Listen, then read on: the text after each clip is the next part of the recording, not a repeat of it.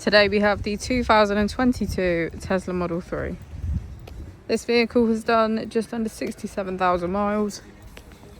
It has an automatic transmission and a fully electric motor. On our user interface, we're met with an overview of the vehicle. This allows us to open the bonnet, charging port and boot, all from within inside the car.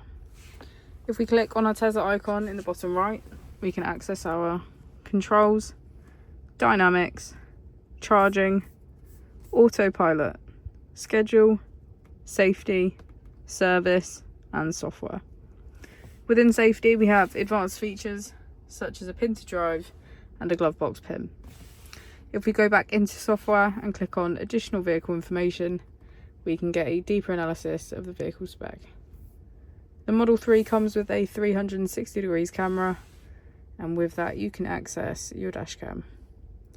If we press here, we can access our climate control with heated seats on either side, our heated windscreen and heated steering wheel.